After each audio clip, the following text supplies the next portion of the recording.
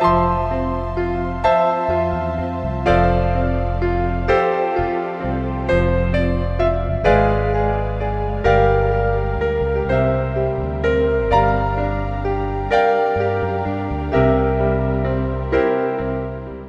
paz do Senhor a todos. Irmãos, hoje damos início a uma série de mensagens semanais, nas quais eu gostaria muito de ir explicando aos irmãos sobre o surgimento da nossa igreja. Mas, antes disso, eu gostaria também de explanar sobre Jesus e o seu ministério e os seus planos, porque esta igreja é fruto da segunda vinda de Cristo. Portanto, eu irei dar uma pequena explanação hoje e toda semana sairá também mensagens em continuação, até eu poder explicar principalmente sobre a finalidade desta igreja apostólica. Eu irei explicar sobre a obra gloriosa da Virgem Maria Santíssima, porque a Santa Vó Rosa em tudo dependeu da ajuda da Virgem Maria para poder iniciar e completar seu ministério. Porque, irmãos, a Virgem Maria foi pedra fundamental no cumprimento de todos os planos do nosso Deus. Já era milênios que Deus havia prometido que enviaria o Cristo, principalmente através do santo profeta Isaías. Mas ele só pôde realizar o cumprimento desta promessa quando encontrou na pessoa da Virgem Maria todas as qualidades divinas. Ela nasceu predestinada para ser a mãe de Jesus.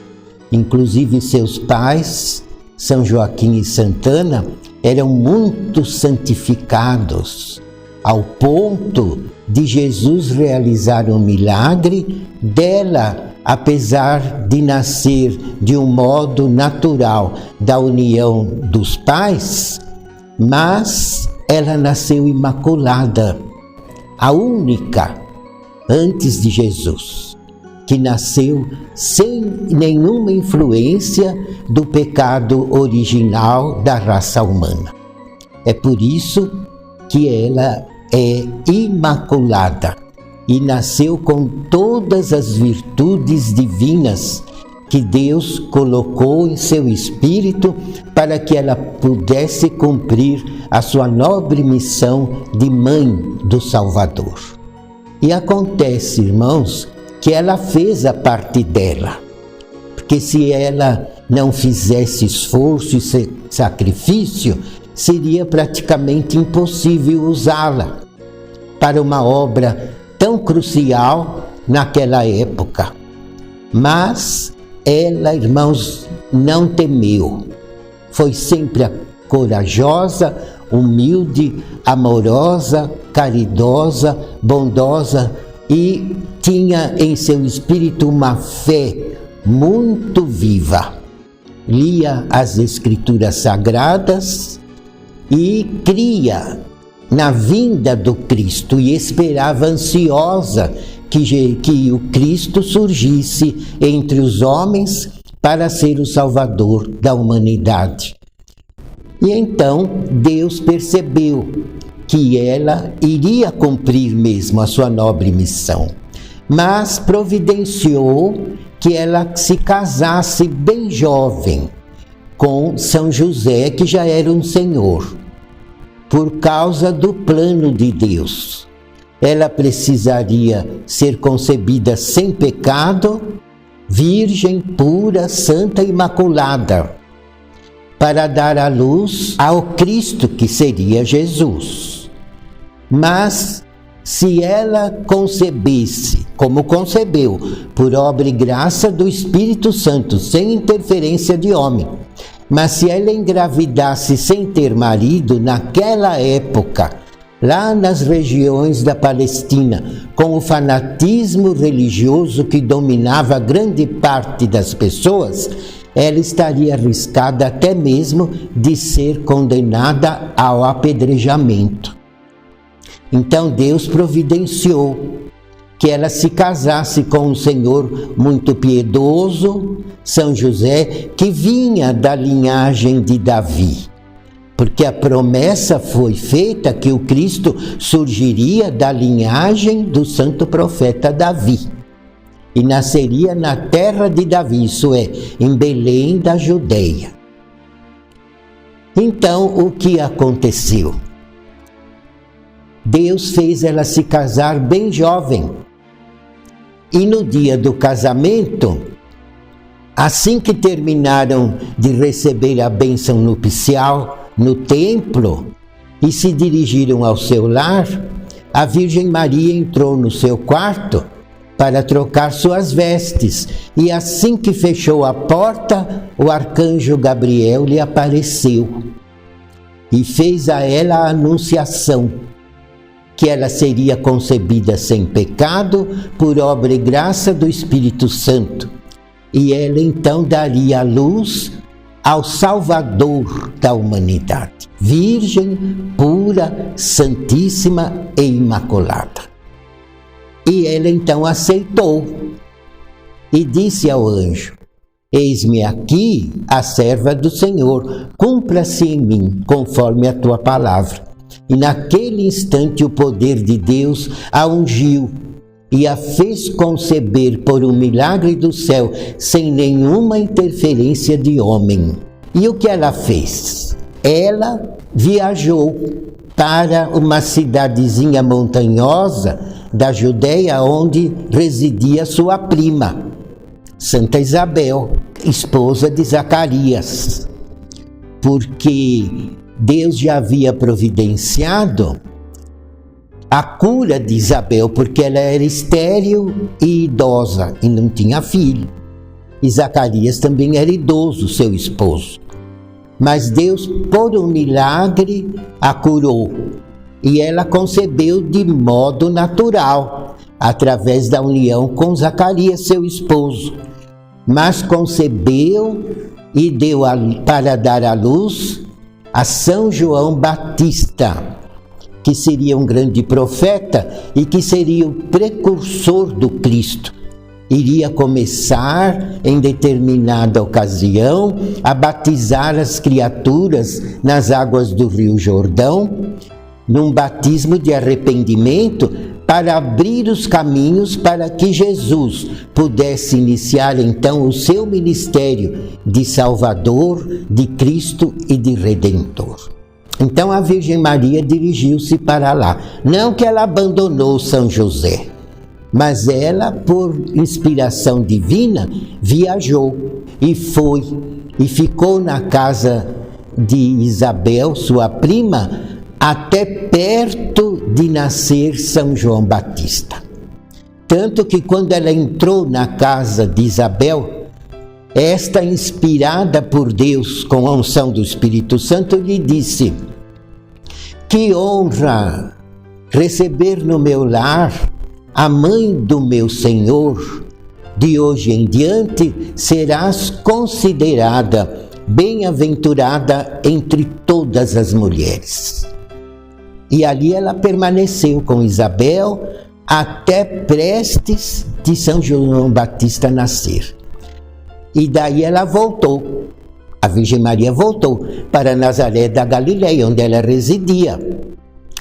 E quando São José a viu, percebeu que ela estava gestante e não havia coabitado com ela. Então, ele tramou de abandoná-la à noite, às ocultas. Mas acontece que o arcanjo também apareceu para ele e lhe disse: não temas receber tua esposa, porque o que nela está gerado é por um milagre do Altíssimo, e o ente santo que dela nascer será o Salvador da humanidade e o seu nome deverá ser Jesus. Então, irmãos, ele era muito fiel, muito consagrado, muito humilde, muito santificado. Ele acatou o recado do anjo e a recebeu. E deu a ela toda a proteção. E não a conheceu antes de Jesus nascer. Porque ela precisaria dar à luz. Virgem, santa, pura, imaculada, nestas condições. Porque o ente santo que ela estava gerando é realmente Jesus, mas o Cristo, o Filho do Altíssimo, o primogênito do Pai, que já existia no céu, participante da Trindade excelsa. Porque Jesus, irmãos, lá na eternidade, foi o primeiro Filho, o primeiro santo que Deus criou em espírito, lá na glória de Deus, para que ele fosse participante da Trindade excelsa. Tanto é que Jesus ajudou até a Deus e ao Espírito Santo a criar a raça humana. Por isso que quando Deus criou toda a natureza, a terra, os mares e também os astros, o espaço sideral e também tudo o que existe de bom no globo terrestre, por fim ele disse: façamos o homem a nossa imagem e a nossa semelhança. Ele não disse eu faço, ele disse façamos. Era Deus, Jesus e o Espírito Santo. Portanto, Jesus, irmãos, já existia no céu, desde a eternidade, mas precisou nascer como homem para pagar o preço do pecado e garantir a salvação a todos os humildes, sinceros e bons de coração que viessem a crer no seu sacrifício, na sua ressurreição e no poder glorioso de Salvador que ele sempre possuiu.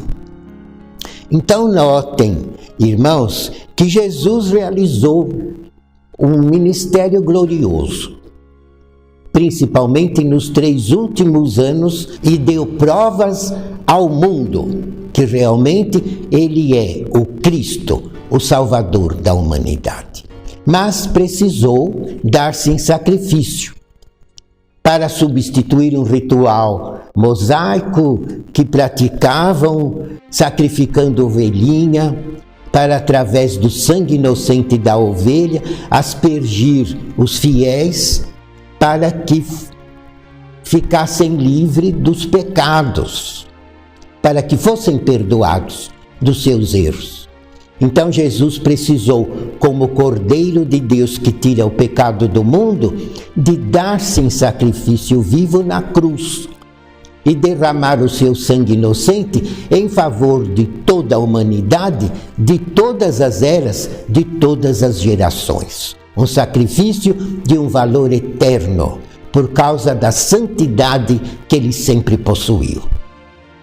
E quando ele foi crucificado, cumprindo assim o final da sua missão terrena, ele então deixou sua mãe aos cuidados dos apóstolos, porque na cruz ele viu sua mãe ao pé da cruz e ao lado dela o apóstolo amado, São João. Então ele lhe disse: mãe, eis aí seu filho.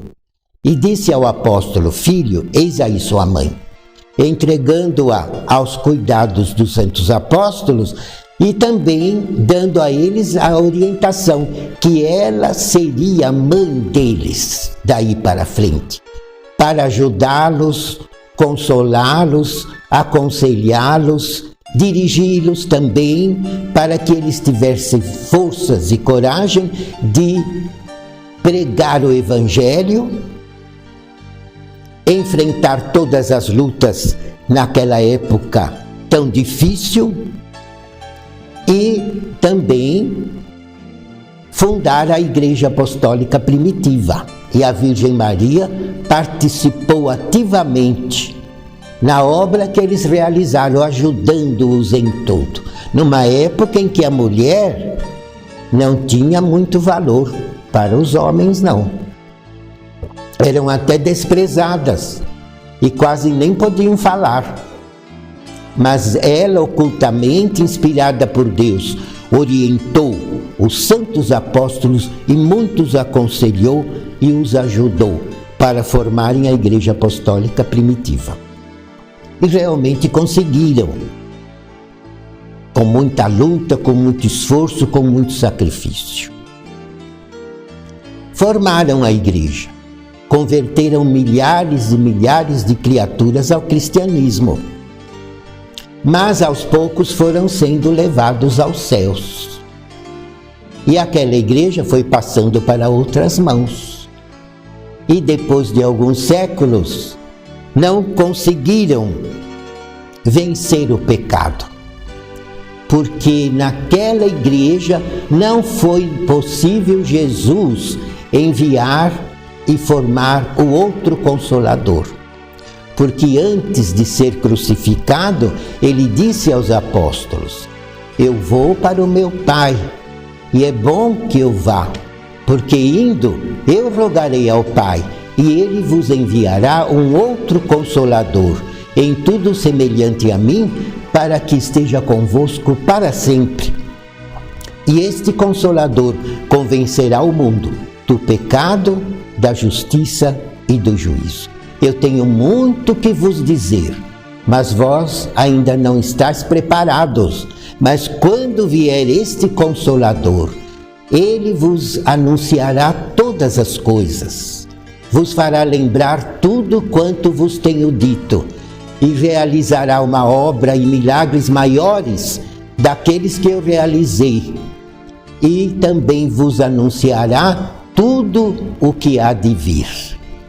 Então ele prometeu um outro espírito, semelhante a ele, que iria nascer com todos os dons, poderes e virtudes, à semelhança dele, uma outra pessoa, para que nesta terra continuasse a obra que os apóstolos iriam iniciar, que realmente necessitou, irmãos, de um outro Consolador.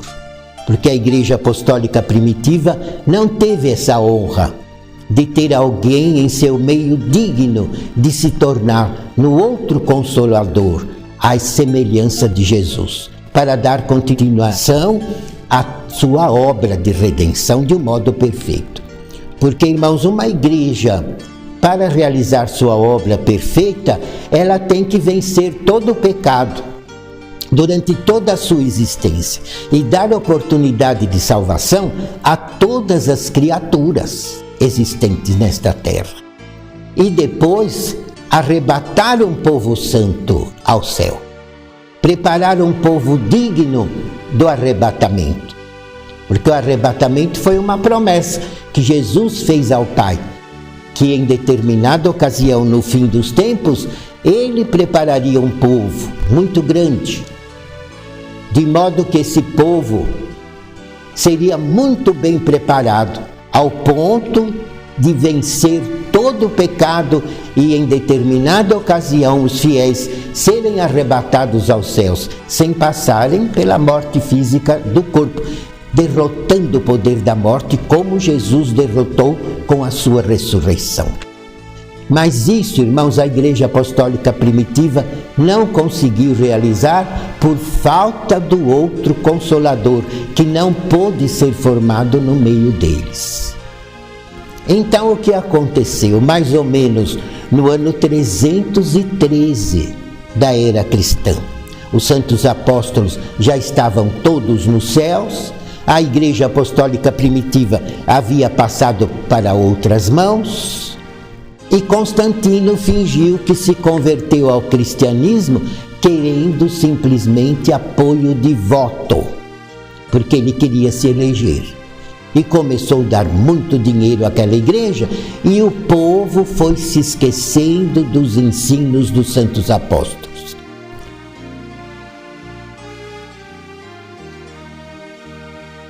Prezados irmãos, eu desejo lhes fazer um convite, que amanhã continuem nos assistindo, porque eu irei dar continuidade a este assunto. E desejo que a Santa Vó Rosa, o profeta irmão Aldo, a Virgem Maria, Jesus e o nosso Deus lhes abençoe grandemente e lhes ajude a entender a nossa santa doutrina, para que mereçam também as bem-aventuranças que Jesus deixou no Evangelho àqueles que lhe fossem em tudo fiéis. A paz do Senhor a todos.